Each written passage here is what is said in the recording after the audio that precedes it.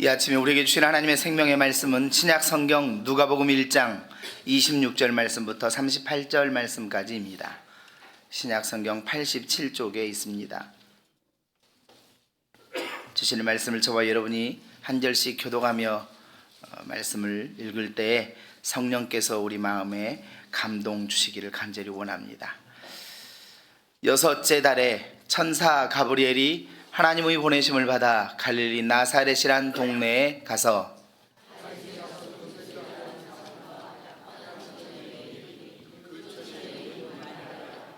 그에게 들어가 이르되 은혜를 받은 자여 평안할지어다 주께서 너와 함께 하시도다 하니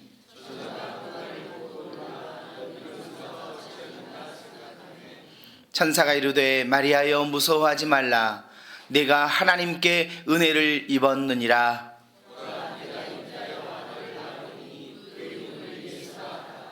그가 큰 자가 되고 지극히 높으신 이의 아들이라 일컬어질 것이요 주 하나님께서 그 조상 다윗의 왕위를 그에게 주시리니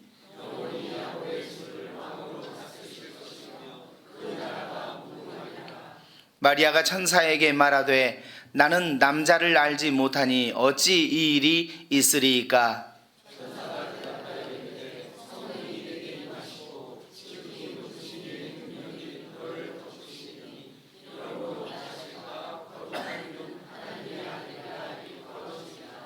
보라 내 친족 엘리사벳도 늙어서 아들을 배었느니라. 본래 임신하지 못한다고 알려진 이가 이미 6달이 되었나니. 함께 읽습니다. 마리아가 이르되 주의 여종이오니 말씀대로 내게 이루어지이다 하매 천사가 떠나가니라. 아멘. 주님 오심의 소식이 흑암에 쌓여있는 온 열방에 임하셔서 회복시키시고 치유해 주신 하나님의 은총이 강력하게 임하셔서 다시 한번 우리 가운데 주의 살아계심을 드러내시는 복된 대림 기간이 되시기를 간절히 축복합니다. 우리나라는 명실공히 원조를 받던 나라에서 원조를 하는 나라가 되었고 식민 지배를 받았던 나라 중에서 안정된 경제 대국으로 발전한 나라입니다. 특별히 많은 발전 요소들이 있었습니다만은 그 가운데 가장 위대한 틀을 마련했다고 할 수 있는 것이 각 도시와 도시를 연결하고 또 각 지방자치단체를 연결하는 고속도로나 국도들 또 각 지역의 소방도로들이 아닐까 싶습니다. 그러다 보니 전국이 일일 생활권이 될 정도가 되었어요. 항공편 또 고속철도 이런 것들 통해서 하루에도 시간만 맞으면 전국을 한 바퀴 돌 수 있을 정도의 그런 교통망으로 발전을 했습니다. 이런 시설들은 모두 다 국민들의 일상과 삶의 질을 한층 더 향상시키는 계기가 되었죠. 길을 잘 닦아 놓았더니 국민들의 삶이 더 향상되더라. 말씀드린 것처럼 발전적인 요소 중에 하나입니다. 저와 여러분들이 지금 주님 오심을 기다리는 대림절기 두 번째 주일을 맞이했습니다. 두 번째 주간은 회개와 빛의 촛불을 켜두었습니다. 저와 여러분의 삶을 돌아보아 하나님 앞에 회개할 것들은 다 회개하고 빛과 생명으로 오신 주님을 날마다 우리 안에 모셔 늘 믿음으로 살아가는 삶을 살아가는 결단의 은혜가 여러분에게 있게 되시기를 간절히 축복합니다. 대림절은 길을 내는 기간이에요. 길을 내는 기간. 그래서 예수님께서 우리에게 세례요한의 입을 통하여 말씀하시기를 주의 길을 준비하라 하십니다. 주의 길을 준비하라. 오실 길을 준비하라. 우리 인생에 있는 모든 장애우 요소들, 주님 오실 그 길에 놓여 있을 많은 장애물들 다 제거하고 주님께서 오실 수 있도록 길을 닦아 놓으라는 이야기입니다. 우리 인생에 주어진 장애의 요소들은 그것이 슬픔일 수도 있고 아픔일 수도 있어요. 질병일 수도 있어요. 가족들과의 관계일 수도 있어요. 대인 관계일 수도 있어요. 또 여러분들이 직면하고 계시는 어떤 문제일 수도 있습니다. 그것들이 주님 오실 길에 장애 요소가 되면 안 됩니다. 그 모든 것들은 다 주님께서 없이 하실 수 있는 것들이고 모두 다 제거해 주시고 하나도 우리의 인생에 걸림돌이 되지 않게 해 주실 수 있는 것들이니 오직 주님 오실 그 길을 위하여 다 내어놓아야 돼요. 주님께 다 내려놓아야 돼요. 비워내야 돼요. 여러분들이 여러분의 문제를 그대로 가지고 계시지 마세요. 그러면 염려만 커지고 근심만 커지고 걱정만 커질 뿐이에요. 우리가 아무리 염려한다 할지라도 누가 그 키를 한 자나 더하게 할 사람이 있겠어요? 아무것도 우리의 마음과 생각대로 되어지는 것이 이 세상에는 없어요. 없어요. 문제 없이 살아가는 것 같은데 모든 사람들에게 다 문제가 있고 걱정 없이 살아가는 것 같은데 그 사람 만나서 이야기하다 보면 눈물을 펑펑 흘리면서 걱정하고 있어요. 세상에 더 이상 배울 것이 없는 것 같이 지식이 최고 한도에 닿아 있는 사람이 누가 있겠어요?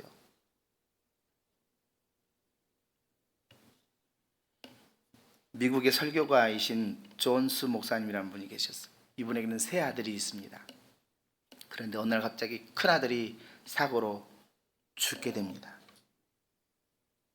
얼마나 비통하겠어요? 얼마나 슬프겠습니까? 그렇게 아들의 장례를 지내고 아들을 잃고 슬픔과 시리에 빠져 살아가는 이 존스 목사님이 아들을 천국에 보낸 후에 첫 번째로 맞는 성탄 전날 가족들이 함께 모여서 식사를 하고 있었습니다. 그런데 둘째 아들이 입을 열어서 이렇게 이야기하는 거예요. 야, 형은 좋겠다. 천국에서 첫 크리스마스를 보내고 있겠네. 그랬더니 셋째 아들인 막내가 이렇게 말합니다. 형, 바보 같은 소리 하지 마. 천국은 매일 크리스마스래. 천국은 매일 크리스마스래 라고 하는 막내 아들의 말에 이 존스 목사님이 정신이 번쩍 든 겁니다. 그러면서 아, 맞다. 천국은 날마다 하나님이 함께 하시는 크리스마스다. 눈물도 탄식도 근심도 없는 곳, 오직 기쁨과 영광과 부활과 영원한 생명이 있는 곳이 바로 천국이 아닌가. 그런데 왜 나는 이렇게 슬퍼하고 좌절하고 비통에 잠겨 있는가? 순간적으로 그 사실을 깨닫고 다시는 슬퍼하거나 외로워하지 않았다고 합니다.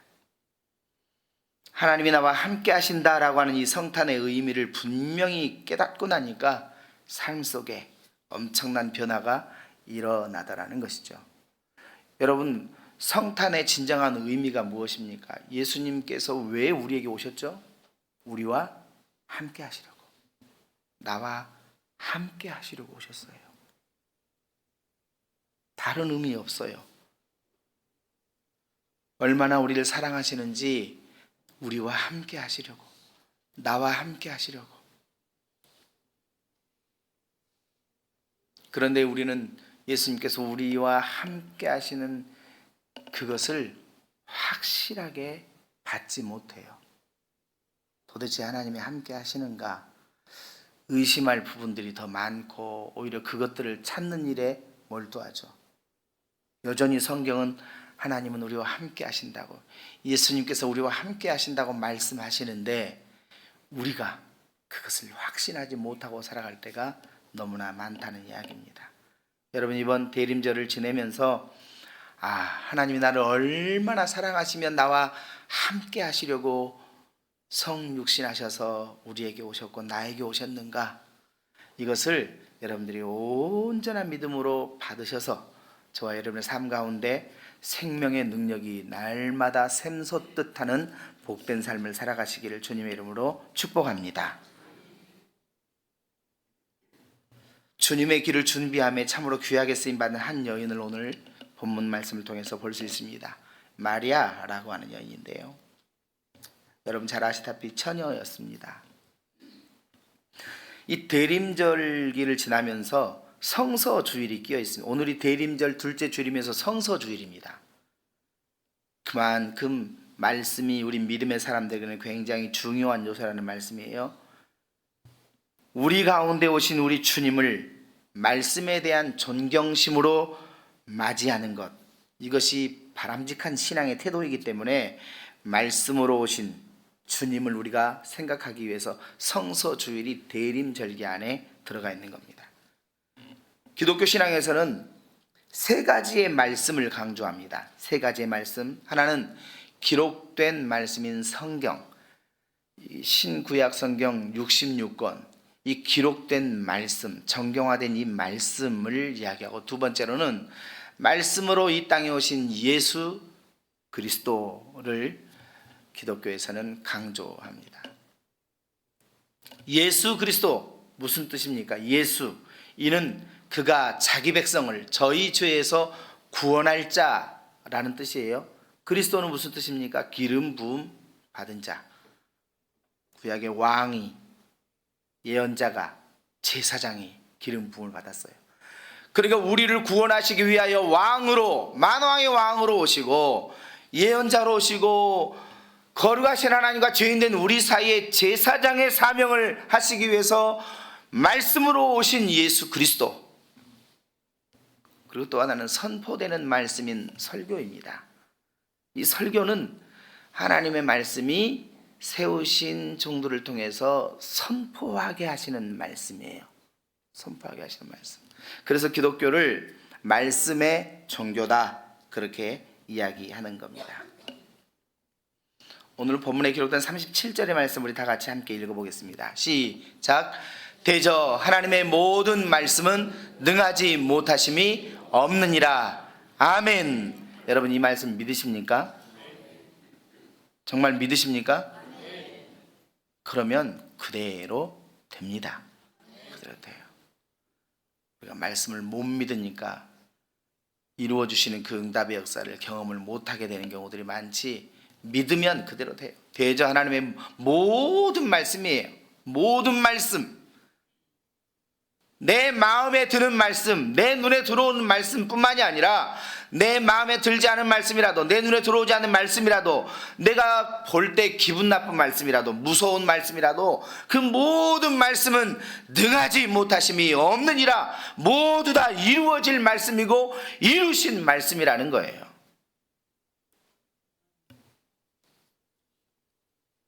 얼마나 강력한 말씀인지 히브리서 4장 12절 말씀 같이 읽겠습니다. 시작. 하나님의 말씀은 살아있고 활력이 있어 좌우에 날선 어떤 검보다도 예리하여 혼과 영과 및 관절과 골수를 찔러 쪼개기까지 하며 또 마음의 생각과 뜻을 판단하나니. 아멘. 하나님의 말씀은 살아있고 그랬습니다. 살아있. 지금도 하나님의 말씀은 살아 역사하시는 말씀입니다. 생명의 말씀이에요. 하나님의 능력의 말씀이에요. 활력이 있는 말씀, 생동감 있는 말씀. 그 말씀이 얼마나 분명하고 뚜렷한지 좌우에 날선 어떤 검, 어떤 날카로운 검보다도 예리하여 혼과 영과 및 관절과 골수, 우리의 모든 신체 조직까지도 쪼개기까지 하며 우리의 마음과 생각, 뜻을 판단하시는 것이 바로 하나님의 말씀이에요. 그러니 이 말씀을 믿으면, 대저 하나님의 모든 말씀은 능하지 못하심이 없느니라, 이 말씀을 믿음으로 받으면 그대로 되는 역사가 있게 될 줄로 믿으시기 바랍니다.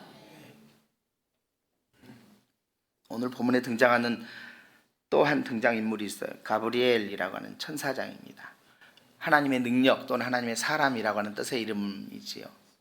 천사장입니다. 천사가 아니라 천사장.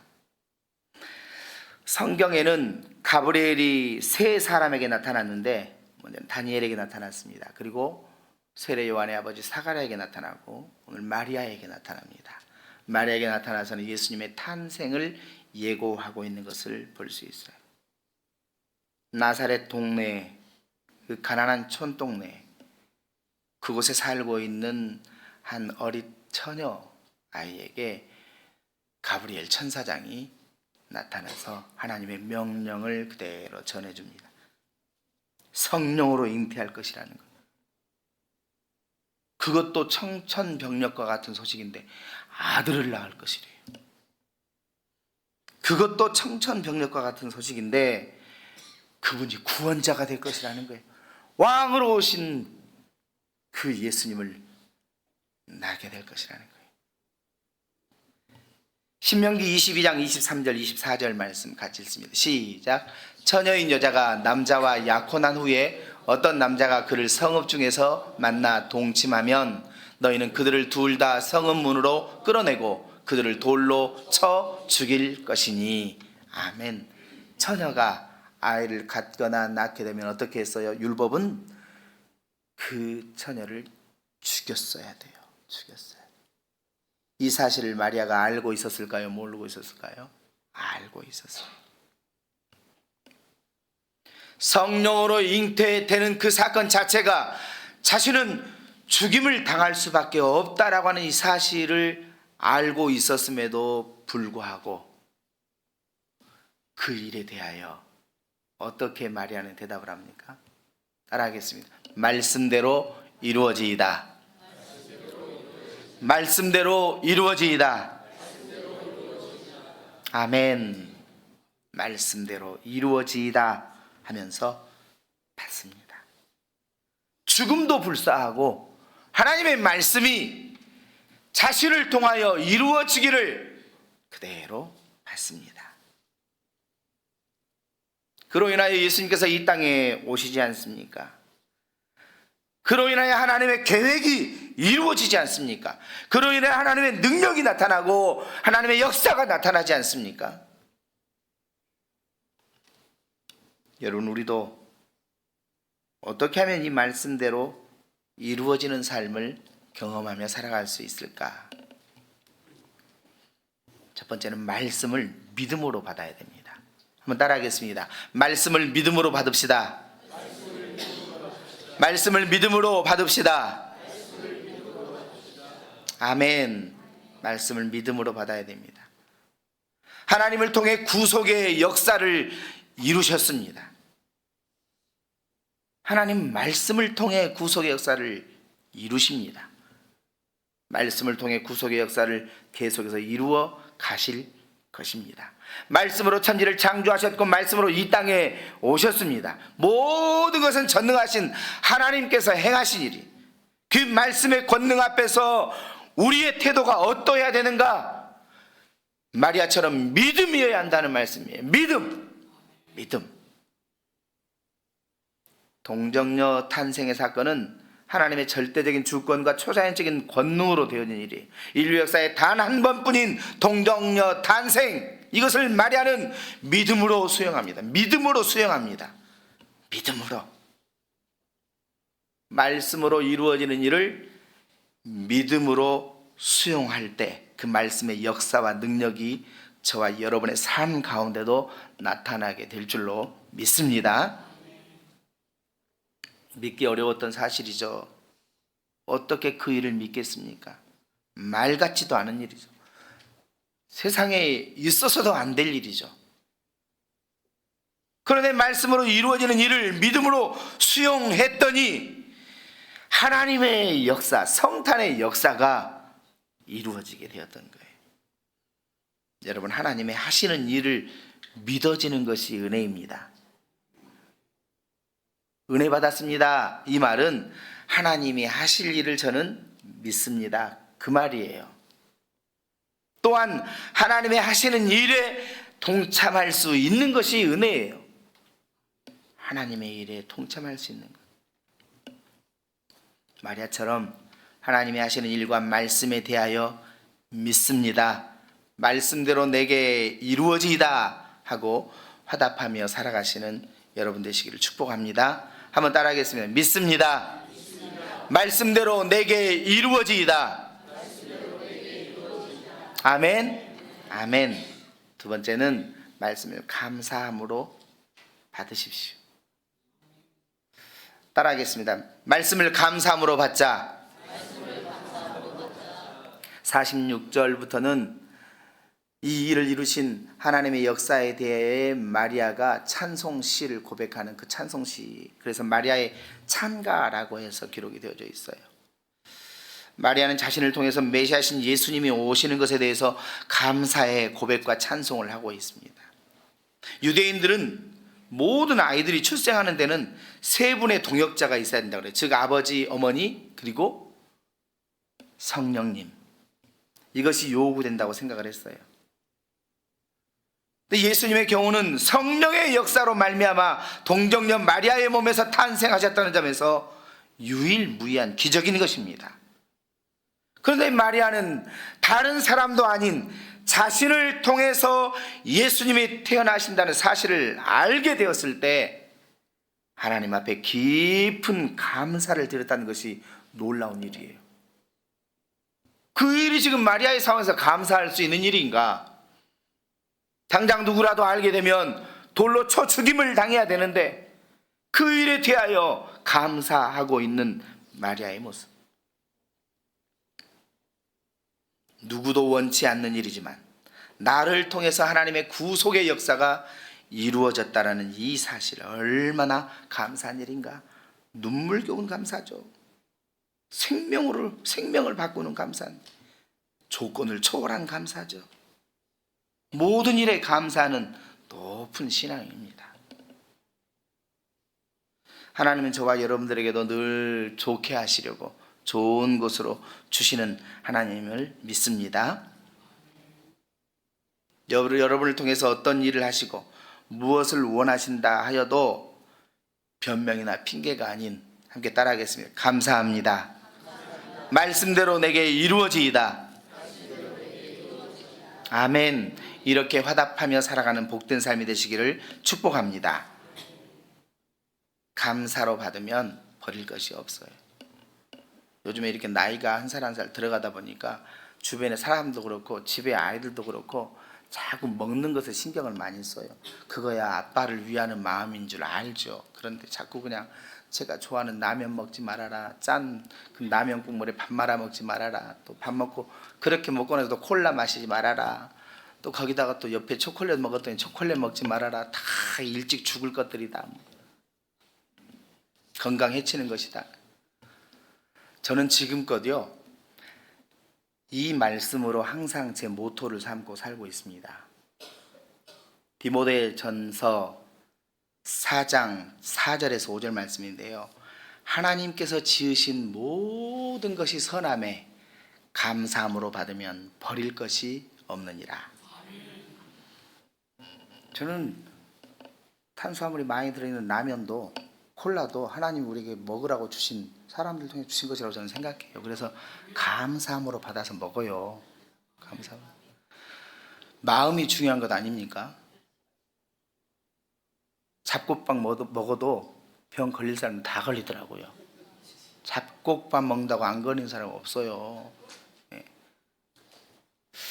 제가 청년 시절 막 고등학교 졸업하고 나서 전도사님이 구 선생님 저랑 같이 사택에서 삽시다 해가지고 한 달 살이를 해서 사택에서 전도사님이랑 함께 사는데 누가 교인 중에 한 명도 성미를 갖다 준 사람이 없으니까 전도사님이 사례비 받으면 라면을 사서 드시더라고요. 그때 라면을요 제가 한 달 동안 아침 점심 저녁을 먹고 살아봤어요.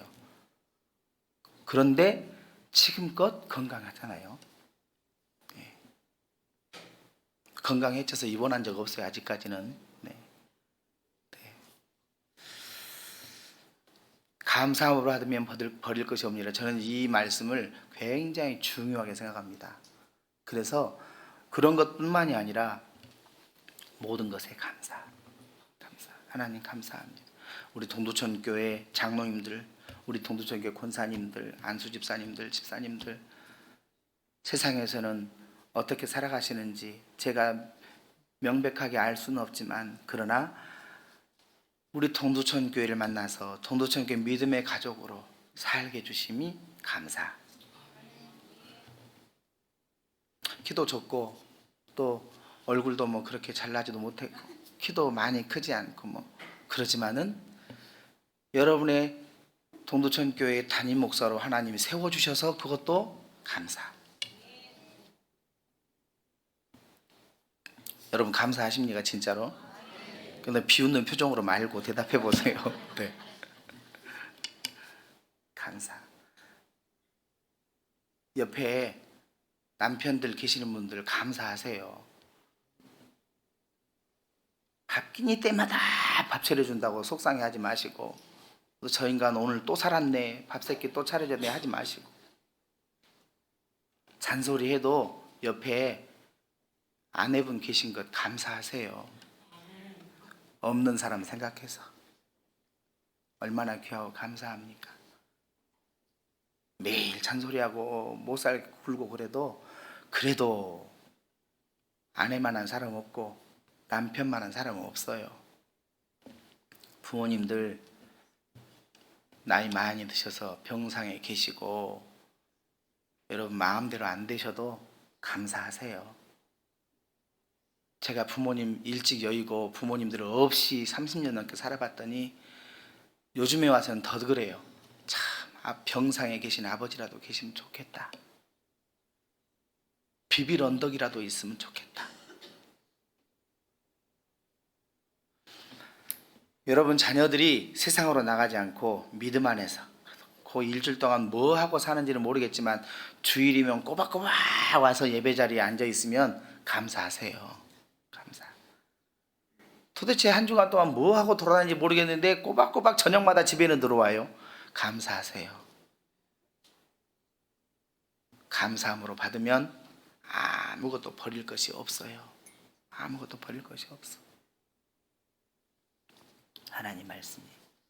세 번째는 말씀을 위해 헌신하셔요. 헌신. 세상이 어려워지고 교회가 어려워지고 그러다 보니까 헌신하는 사람도 점점 더 줄어가고, 여러분 그러면 그렇게 힘들고 어려우면 누가 헌신하고 누가 희생하고 살아갑니까? 누가 주님의 몸된 교회를 섬기고 헌신하며 삽니까? 나 힘들다고 안 하고, 나 힘들다고 못한다고 돌아서면 누가 합니까? 누가? 은혜를 입었으니 믿고 감사함으로 헌신하며 사는 것이 대림절기를 지키는 저와 여러분의 삶이 되어야 할 줄로 믿습니다. 그런 우리 동두천교회 가족들 다 되시기를 축원합니다. 기도하겠습니다. 하나님 감사합니다. 생명과도 맞바꿀 수 있는 동정녀 탄생, 성령의 잉태로 말미암은 동정녀 탄생은 마리아의 모든 것을 다 내어주어도 바꿀 수 없는 소중한 사건, 하나님의 역사적인 사건이었고 하나님의 능력의 사건이었던 것을 믿습니다. 오늘 우리에게도 이런 하나님의 능력, 하나님의 권능과 역사의 사건들이 우리의 일상 속에 우리가 살아가고 있는 모든 삶의 터전 속에 계속해서 새롭게 경험될 수 있도록 축복하여 주시옵소서. 그 믿음으로 말씀을 받고 감사함으로 받고 그 말씀과 은혜를 통하여 계속해서 주님 충성되이 섬겨갈 수 있는 우리 모든 믿음의 가족들 될 수 있도록 축복해 주옵소서. 예수님의 이름으로 기도하옵나이다. 아멘. 내가 누려왔던 모든 것들이, 내가 지나왔던 모든 시간이, 내가 걸어왔던 모든 순간이 당연한 것 아니라 은혜였어. 아침 해가 뜨고 저녁에 노을, 봄의 꽃향기와 가을의 열매, 변하는 계절의 모든 순간이 당연한 것 아니라 은혜였어. 모든 것이 은혜, 은혜,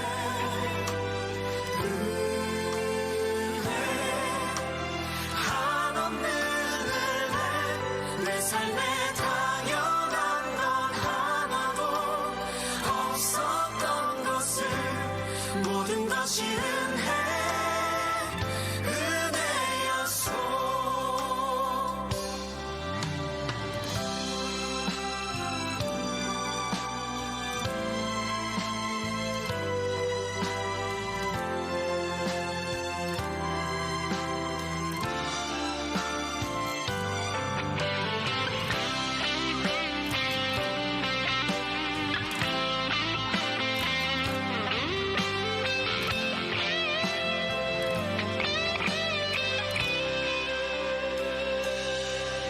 내가 이 땅에 태어나 사는 것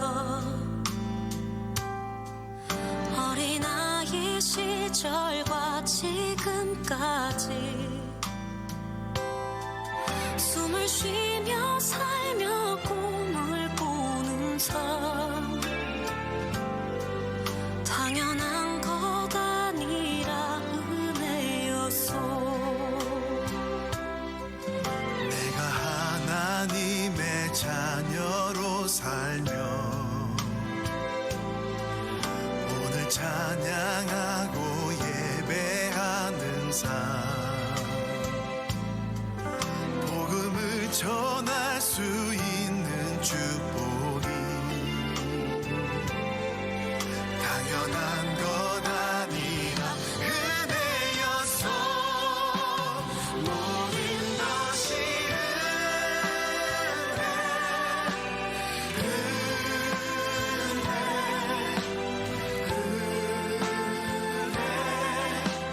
한없는 은혜. 내 삶에 당연한 건 하나도 없었던 것을 모든 것이 은혜.